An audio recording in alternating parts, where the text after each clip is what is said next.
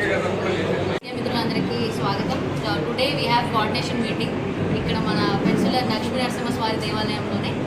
చాలా auspicious event, ఎందుకంటే minister గారు ఆదేశాల మేరకు, కలెక్టర్ గారి ఆదేశాల మేరకు ఇక్కడ ఈఓ గారు అండ్ కమిషనర్ గారు అండ్ మా రెవెన్యూ సిబ్బంది నుంచి మేమందరం వచ్చి ఇక్కడ ఆర్గనైజ్ చేస్తున్నాం ఈ కోఆర్డినేషన్ మీటింగ్. వివిధ శాఖల వారు వచ్చి రేపు జరగబోయే, అంటే మే 8 నుంచి 14గా జరగబోయే ఈ బ్రహ్మోత్సవాల్ని ఇంకెంత మంచిగా చేయగలము, ఎలాంటి ఫెసిలిటీస్ ప్రొవైడ్ చేసి భక్తులు కూడా ఏది కూడా అభ్యంతరాలు లేకుండా, లేకపోతే వారికి ఏ ఇష్యూస్ లేకుండా ఈ సమ్మర్ సీజన్లో ఘనంగా జరగాలనే ఉద్దేశంతో ఈరోజు ఈ coordination meeting, first coordination meeting అనేది ఆర్గనైజ్ చేయడం జరిగింది. వివిధ శాఖలు చూసినట్టే వివిధ శాఖల నుంచి, ఫారెస్ట్ నుంచి కానీ, మున్సిపల్ కార్పొరేషన్, పోలీస్ డిపార్ట్మెంట్ అందరూ కూడా వచ్చి, అండ్ ఎస్పెషలీ అన్ని డిపార్ట్మెంట్స్ కూడా గత 3-4 సంవత్సరాల నుంచి ఈ వేడుకలు అనేది చేస్తున్నారు కాబట్టి క్వైట్ ఎక్స్పీరియన్స్ ఉన్నది. సో అందుకని మా కోఆర్డినేషన్ మీటింగ్ కూడా చాలా ఈజీగా లిటిల్ బిట్ సజెషన్స్తోనే ముగించడం జరిగింది. So I hope that me media support కూడా ఉంటుంది. బ్రహ్మోత్సవాల్ని బాగా ఘనంగా చేయాలని ఫస్ట్ కోఆర్డినేషన్ మీటింగ్ మినిస్టర్ గారి ఆదేశాల మేరకు ఇక్కడ మన పెంచుకొండలో జరిపాం. సెకండ్ మీటింగ్ అనేది ఆర్టీఓ ఆఫీస్లో జరుపుతాం. అప్పుడు గల ఫుల్ ప్లాన్ ఆఫ్ యాక్షన్ అనేది ప్రతి డిపార్ట్మెంట్ వాళ్ళు ఎంతమందిని వాళ్ళు పర్సనల్ డిప్యూట్ చేస్తున్నారు, ఎక్కడెక్కడ డిప్యూట్ చేస్తున్నారు, ఈ ఫుల్ ప్లాన్ ఆఫ్ యాక్షన్తో అన్ని డిపార్ట్మెంట్స్ ద్వారా మేము ఆర్టీఓ ఆఫీస్లోనే ఆర్గనైజ్ చేస్తాం. ఆ డేట్ అనేది కూడా మేము మీడియా వాళ్ళకి స్పష్టంగా తెలియజేస్తాం. అండ్ ఇప్పుడు ఈసారి అయితే త్వరగానే చెప్తాం, 3-4 డేస్ ప్రయర్గానే చెప్తాం.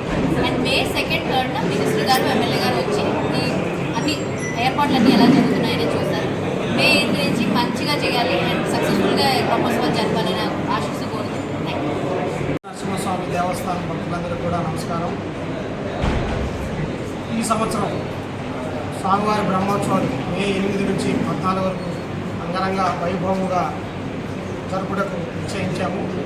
దానికి గాను మొదటి మీటింగు మన ఆర్డీఓ గారి సమక్షంలో అన్ని శాఖల అధికారులతో ఏ శాఖ ఏమేమి పనులు చేయాలి, భక్తులకు ఎటువంటి ఇబ్బంది లేకుండా అన్ని శాఖల ద్వారా దేవస్థానంతో కోఆర్డినేషన్ అయ్యి దేవస్థానం తరఫున ఏం పనులు చేయాలి, మిగతా డిపార్ట్మెంట్లు ఎలక్ట్రికల్ కానీ, పంచాయతీరాజ్ కానీ, ఎక్సైజ్, అన్ని డిపార్ట్మెంట్లు వాళ్ళ పనుల వరకు ఏం చేయాలనేది మేడం గారు అందరికీ కూడా ఒక దిశానిర్దేశం చేశారు. కాబట్టి ఈ పనులన్నీ కూడా మేము మే 2 లోపల అన్నీ పూర్తి చేసి మే 8 నుంచి భక్తులకి ఎటువంటి అసౌకర్యం కలగకుండా భక్తులందరూ కూడా ప్రశాంతంగా స్వామివారిని దర్శనం చేసుకొని వెళ్ళుటకు అన్ని విధాల సాయశక్తుల దేవస్థానం తరఫున కృషి చేస్తున్నాము. కాబట్టి భక్తులందరూ కూడా ఈ బ్రహ్మోత్సవాలు అందరూ కూడా భక్తులు పాల్గొని స్వామివారి కృపకు పాత్రలు కావాల్సిందిగా కోరుచున్నాము. అంతా ఎలిమినేషన్ జరిగింది కాబట్టి షార్ట్ సర్క్యూట్స్ అవి కూడా లేకుండా చూసుకోవాల్సింది. తర్వాత వచ్చేసి మాకు వాలంటీర్స్ మినిమం ఒక 100 మెంబర్స్ అవసరం అవుతుంది. మన ఎంపీడీఓ గారి దీంట్లో ఒక 50 మందిని అరేంజ్ చేస్తున్నట్టు ఇచ్చారు. కానీ కొద్ది సఫిషియెంట్ 100 మెంబర్స్ ఉంటే కాస్త సఫిషియెంట్ ఇదే ఉండే అవకాశం. అదేవిధంగా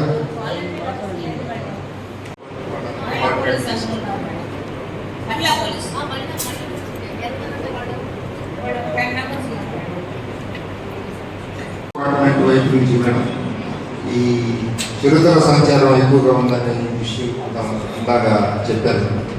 ఆ విషయంలో అవేర్నెస్ చేయాలి. అందరికీ నమస్కారం. నమస్తే మేడం. వాడు వచ్చేటప్పుడు ఏమవుతుందంటే ఈ సంచారం ఉంటే ఇబ్బంది కలిగింది. అది ఒకటి మనం కొద్ది కేర్ తీసుకోవాలి మేడం. ఏజ్డ్ పర్సన్స్ వచ్చి మధ్యలో హెల్డప్ అయ్యి కొన్ని సమస్య వస్తుంది మేడం. దానికోసం అందుకని మొదట అక్కడి నుంచి ఎంట్రీ పాయింట్ దగ్గర మనం క్యూ లైన్స్ కోసం అది ఒకటి ఏర్పాటు చేసుకోవాలి. అదేవిధంగా లైట్స్, పబ్లిక్ అడ్రస్ సిస్టమ్ కూడా మనకి అవసరం అవుతుంది. ఏదన్నా ఉంటే తర్వాత మీ నోటీస్కి తీసుకొస్తాం మేడం. ఇష్యూస్ మేమే అది కూడా రికార్డులన్నీ మేమే ఆర్గనైజ్ చేస్తాం. లాస్ట్ టైం నేను చేయలేదు మేడం. ఆల్రెడీ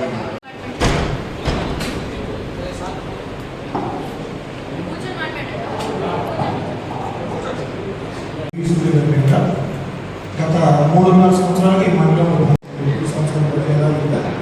మాది ఎలా వెళ్తుందంటే మోషన్స్ మార్నింగ్ 8 to 2 ఒక బ్యాచ్ ఉంటారు.